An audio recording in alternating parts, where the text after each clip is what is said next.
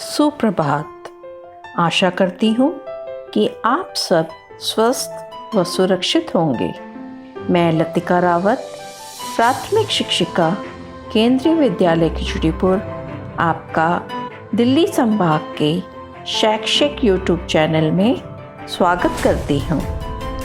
इस वीडियो में प्रस्तुत है कक्षा 3 की रिमझिम पाठ्य पुस्तक के पाठ 5 का पहला भाग। इस भाग में हमारे केंद्रित कौशल होंगे श्रवण व वाचन, जो हम विभिन्न व्यक्तिगत, युग्म व सामूहिक विधियों द्वारा सीखेंगे।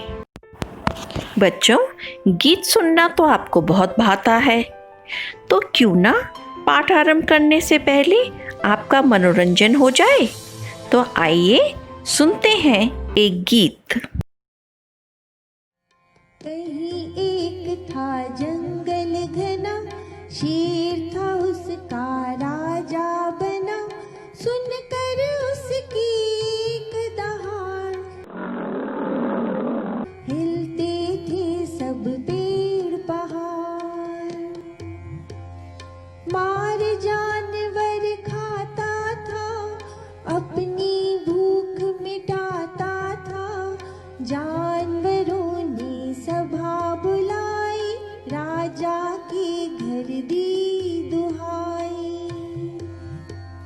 शेर ने सबकी बात सकारी, बोला आना बारी बारी। आज था नन्हे खरगोश को जाना, बनना था उसको उस शेर का खाना। आने में उसने वक्त लगाया, आते ही राजा को बतलाया। उधर एक है शेर बिराजा, खुद को कहे जंगल का राजा। देख कुएं में खुद को शेर, बोला तुझे करूं मैं ढेर। यह कहा उसने छलांग लगाई, माने सब खरगोश की बहुत बड़ी चतुराई, बहुत बड़ी चतुराई। तो देखा आपने कैसे एक नन्हे से खरगोश ने अपनी चतुराई व होशियारी से शेर से अपनी जान बचाई। हमारे इस पाठ में भी आप कुछ इसी प्रकार की चतुराई, सूझबूझ एक बहादुर पंजाबी स्त्री में देखेंगे। हमारे इस पाठ का नाम है बहादुर बिट्टू। तो चलें इस पाठ की कहानी को जानें।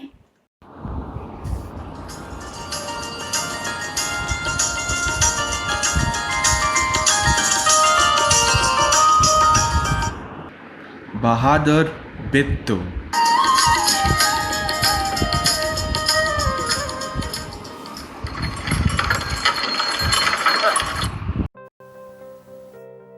एक किसान था, उसकी बीवी का नाम था बिट्टू। एक दिन किसान ने बिट्टू से कहा, सुबह जब मैं खेत में हल चला रहा था तो एक शेर ने आकर कहा, किसान किसान, अपना बैल मुझे दे दे, वरना तुझे मैं खा जाऊंगा।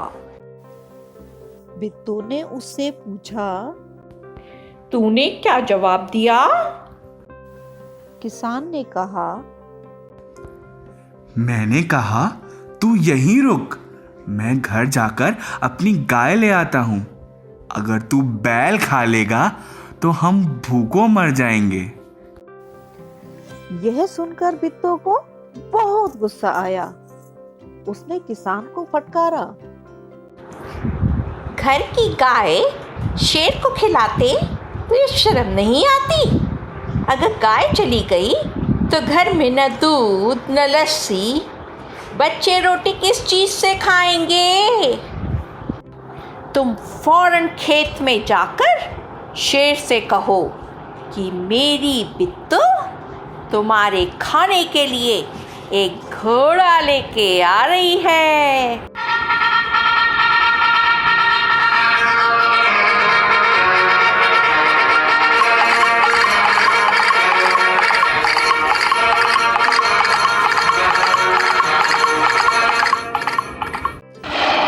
किसान डरता डरता शेर के पास गया। उसने कहा,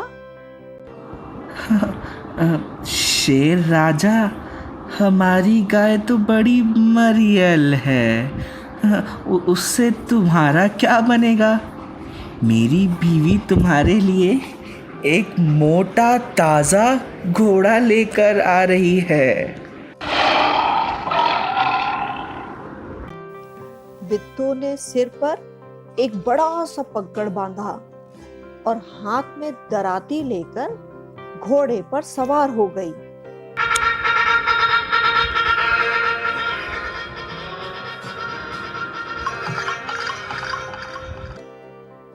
घोड़ा दौड़ाती वह खेत पर पहुंची और जोर से चिल्लाई,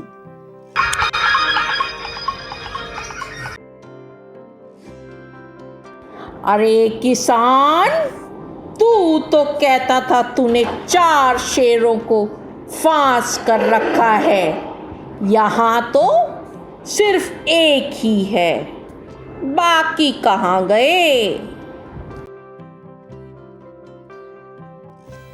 फिर वह घोड़े से उतरकर शेर की तरफ बढ़ी और कहने लगी, अच्छा, कोई बात नहीं, नाश्ते में एक ही शेर काफी है।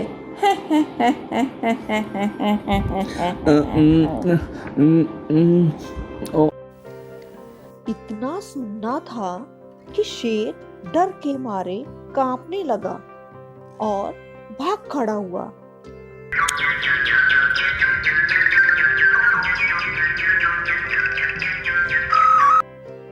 यह देखकर बिट्टू बोली, देखा, इसे कहते हैं हिम्मत।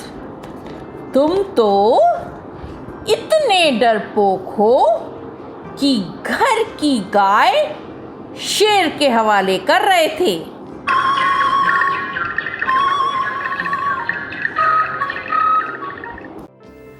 उधर मारे भूख के शेर की आंतें छटपटा रही थी।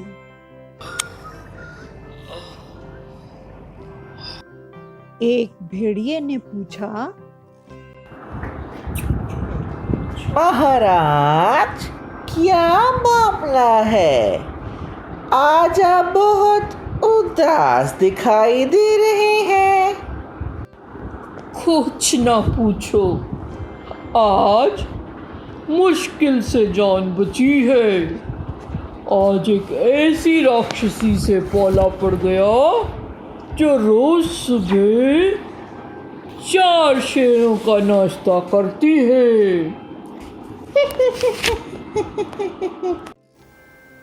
यह सुनकर भेड़िया बहुत हंसा।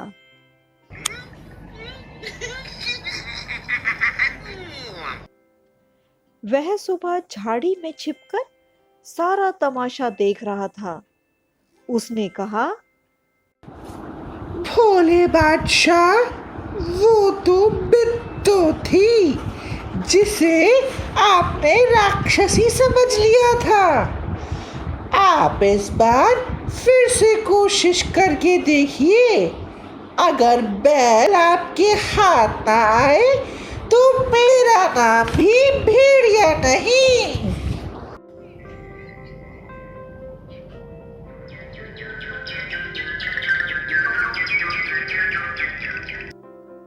बहुत कहने सुनने पर शेर किसान के खेत में जाने के लिए तैयार हो गया, लेकिन उसने भेड़िए से कहा, तुम अपनी पूंछ मेरी पूंछ से बांध लो।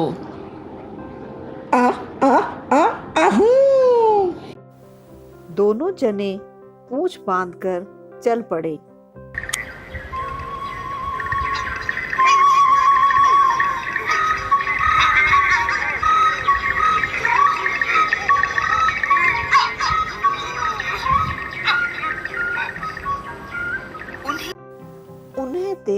ही किसान के होश हवास गुम हो गए।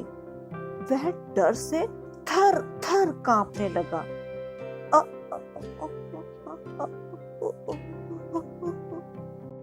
लेकिन बिट्टू बिल्कुल नहीं घबराई। भेड़िए के पास जाकर उसने कहा, क्यों रे भेड़िए, तू तो अभी वादा करके गया था कि तू अपनी पूंछ से 4 शेर बांध कर लाएगा, लेकिन तू तो सिर्फ 1 ही शेर लाया है, वह भी मरियल सा। भला इसे खाकर मेरी भूख मिट सकती है? खैर, इस वक्त यही सही।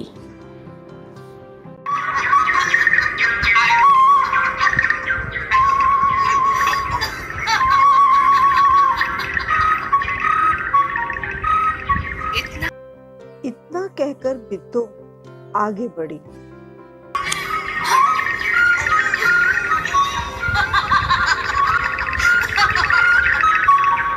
शेर के होश हवास उड़ गए।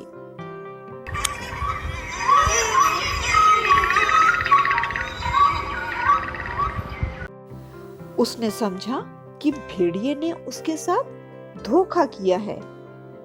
वह फौरन वहां से भागा।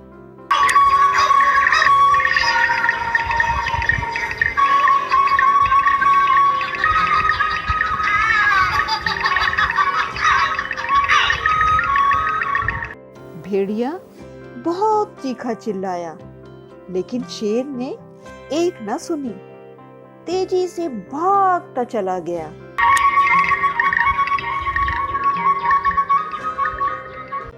किसान और बिट्टू आराम से रहने लगे। उन्हें मालूम था कि अब शेर उनके खेत की तरफ फिर कभी नहीं आएगा। तो देखा आपने कैसे बिट्टू ने अपनी सूझबूझ से अपने जानवरों को खूंखार शेर से बचाया। इसीलिए बच्चों, जीवन में कई बार हमें कई कठिन परिस्थितियों का सामना करना पड़ता है जो अप्रत्याशित होती हैं। जब कभी ऐसी परिस्थिति आए तो हमें हिम्मत व बुद्धिमानी से उनका सामना करना चाहिए और अपने माता पिता, शिक्षकों की सलाह भी लेनी चाहिए। आज के समय में कोविड-19 फैला हुआ है।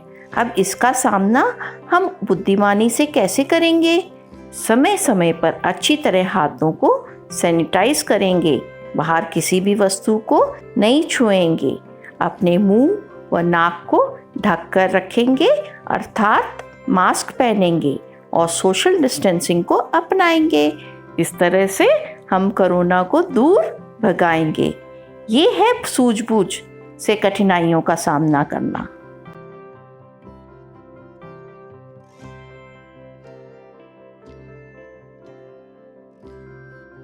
अभी जो आपने बहादुर बिट्टू नाम की कहानी सुनी, वह पंजाब की एक लोक कथा है। अब लोक कथा क्या होती है? लोक कथा का शाब्दिक अर्थ है लोक में प्रचलित मौखिक कथा। लोक कथाएं ऐसी काल्पनिक मौखिक कहानियाँ होती हैं जो एक पीढ़ी से दूसरी पीढ़ी और एक देश से दूसरे देश में जाती रहती हैं। इस कारण इनका रूप रंग भी बदलता जाता है। इस तरह लोक कथाएं हमेशा नई बनी रहती हैं। ये पूरी तरह से सत्य नहीं होती हैं। यह केवल मनोरंजन के लिए होती हैं।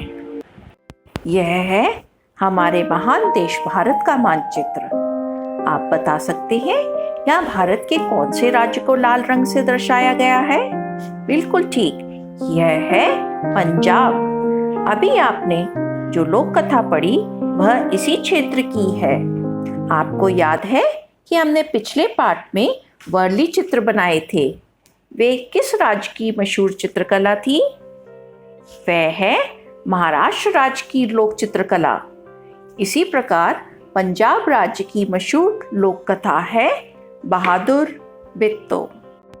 मेरे प्यारे नन्हे मुन्नों, मैं जानती हूँ कि आपको कहानियाँ सुनना पढ़ना बहुत पसंद है, तो मैं आपको कुछ प्रसिद्ध लोक कथाओं के नामों की जानकारी देती हूँ। ईचा पूचा केरल राज्य की प्रसिद्ध लोक कथा है। मध्य प्रदेश की प्रचलित लोक कथा है मछुआरा और जादुई मछली। रसिए जक्कड़ डंडे मार कश्मीर की लोक कथा है। इसी प्रकार अरुणाचल प्रदेश की प्रचलित लोक कथा है नाग कन्या। आपने कहानी तो सुन ली व लोक कथा की जानकारी भी ले ली, परंतु इस कहानी में कुछ ऐसे शब्द अवश्य होंगे जिनको समझना आपके लिए कुछ कठिन हो सकता है। तो आइए इन शब्दों का अर्थ समझें। हमारा पहला शब्द है वरना। वरना का अर्थ होता है नहीं तो। आपकी मम्मी अक्सर आपसे कहती होंगी तुम पढ़ाई कर लो वरना तुम्हारे अंक कम आएंगे। हमारा अगला शब्द है फटकार। फटकार अर्थात डांट। जब आप पढ़ते नहीं हैं तब आपकी मम्मी आपको फटकार लगाती हैं। अगला शब्द है तरकीब। तरकीब का अर्थ होता है उपाय। मुझे कोविड-19 से बचने की एक तरकीब सूझी है। अगला शब्द देखिए, अगला शब्द है मरियल। मरियल का अर्थ होता है कमजोर। लॉकडाउन में खाना न मिलने के कारण गली के जानवर मरियल हो गए हैं। हमारा आखिरी शब्द दराती। दराती का अर्थ होता है फसल व सब्जी काटने का ये एक प्रकार का औजार होता है जिससे फसल व सब्जी काटी जा सकती है। गांव में मेरी दादी दराती से सब्जी काटती है। जो इस कार्यपत्रक में कुछ संवाद दिए हुए हैं। इन संवादों को पढ़कर आपको यह बताना है कि यह संवाद किसने कहा और किससे कहा। हमारा पहला संवाद है तूने क्या जवाब दिया। यह किसने कहा था? बिट्टो ने कहा था। और किससे कहा? किसान से कहा था। तो हम इसको लिखेंगे बिट्टो ने किसान से कहा। अगला संवाद शेर राजा हमारी गाय तो बड़ी मरियल है। किसने कहा था? किसान ने कहा था। और किससे कहा था? शेर से कहा था। तो हम इसको लिखेंगे किसान ने शेर से कहा। हमारा तीसरा संवाद है आज आप बहुत उदास दिखाई दे रहे हैं। याद आया? यह किसने कहा था? ये भेड़िए ने कहा था। और किससे कहा था? शेर से। तो हम इसको लिखेंगे भेड़िए ने शेर से कहा। अगला संवाद तुम अपनी पूंछ मेरी पूंछ से बांध लो। यह किसने कहा था? शेर ने कहा था। और किससे? भेड़िए से। तो हम इसको लिखेंगे शेर ने भेड़िए से कहा। आखिरी संवाद भला इसे खाकर मेरी भूख मिट सकती है। यह किसने कहा? बिट्टो ने कहा। और किससे कहा था? किसान से कहा था। इसने कहा बेशक शेर के लिए था लेकिन कहा किसको? किसान को। इसलिए हम इसे लिखेंगे बिट्टो ने किसान से कहा। आपको कहानी कैसी लगी? मज़ेदार ना? अब देखते हैं आपको कहानी कितनी याद है। यह हम पता लगाएंगे आपसे प्रश्न पूछकर। हमारा पहला प्रश्न है किसान को खेत में कौन मिला? याद रहे हमेशा उत्तर पूरे वाक्य में देना चाहिए और पूरा उत्तर हमें कहाँ से मिलेगा? कुछ प्रश्न में से और कुछ अपनी समझ से। जैसे हमें पता है किसान को खेत में शेर मिला था तो हम किसान को खेत में यह प्रश्न में से लेंगे और कौन के स्थान पर शेर लिख देंगे और इस तरह हमें पूरा उत्तर मिल जाएगा। किसान को खेत में शेर मिला। अगला प्रश्न देखिए। अगला प्रश्न है शेर ने किसान से क्या मांगा? इसको भी इसी प्रकार करेंगे। शेर ने किसान से हमें प्रश्न में से मिलेगा, क्या के स्थान पर हम बैल लिख देंगे तो हमारा उत्तर इस प्रकार हो जाएगा, शेर ने किसान से बैल मांगा। तीसरा प्रश्न देखिए, बिट्टो क्या लेकर घोड़े पर सवार हो गई? क्या लेकर घोड़े पर सवार हुई थी? दराती। तो इसका उत्तर होगा बिट्टो दराती लेकर घोड़े पर सवार हो गई। प्रश्न घ को देखिए, झाड़ी में छिपकर कौन देख रहा था? याद आया कौन देख रहा था? भेड़िया। तो हम लिखेंगे झाड़ी में छिपकर भेड़िया देख रहा था। अगला प्रश्न, अंत में किसकी जीत हुई? किसकी जीत हुई थी? बिट्टो की। तो हम इसको लिखेंगे अंत में बिट्टो की जीत हुई। कल्पना की उड़ान किसको नहीं पसंद? मैं जानती हूँ आप भी जागते हुए मीठे मीठे स्वप्न देखते हैं कि मैं होता तो ऐसा करता, मैं होता तो वैसा करता।